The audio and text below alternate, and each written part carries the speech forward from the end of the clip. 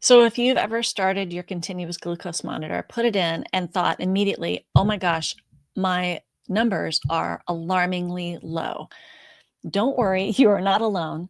Having low blood sugar readings at the start is very common.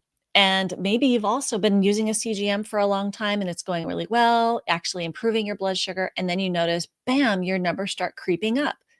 This is also a very common thing. So I want to talk today about the two most common CGM inaccuracies in a little more detail. But before I go into detail on them, know that there are a lot of variables that will affect their accuracy. And in the comments, I'm attaching a link to a free PDF that lists these for you. So the first one that a lot of people notice when they use a continuous glucose monitor, and I'm mostly using Dexcom Stellos, Freestyle Libres, sometimes supporting Dexcom G7s, is the first 24 hours or so, they tend to run low. So what will you see? You will see all of your numbers run low. Sometimes they're all hovering around 70 mg per deciliter if you're in the US or lower.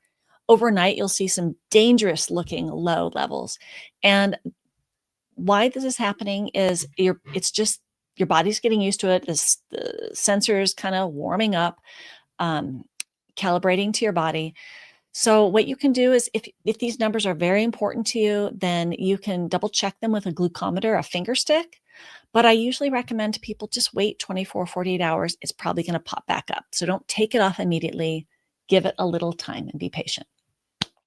Now, the second one that happens to people so often is that sometime maybe 3 to 4 days before the end of your sensor's lifespan, your numbers will start creeping up, like maybe 10, 20% higher than what it was before. And of course, this can be really disconcerting when you're doing your due diligence, improving your blood sugar levels, and things were getting lower and better. And now they're going up again for no reason. So why does this happen?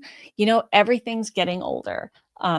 The sensor might be wearing out, but your immune system, of course, has been attacking this whole thing that you've stuck in your body, and it's taking its toll. And that's why they don't last very long.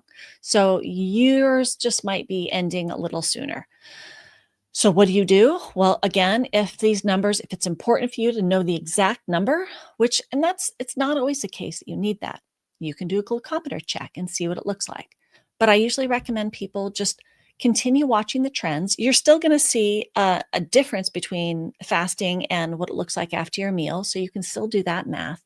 Otherwise, I would usually recommend just waiting until your next sensor and to just confirm, oh yeah, my blood sugar isn't that high.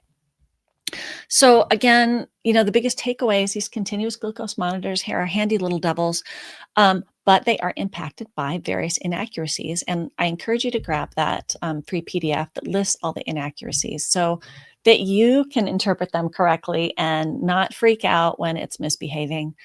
But drop in the comments if there are some things that you're worried about in terms of accuracy in your CGM. Maybe I can answer it, or if I think it's a really good idea, maybe I'll do another video explaining those inaccuracies. And as always, if you like this content, please give this video a thumbs up or hit subscribe or whatever we're supposed to do these days to let me know.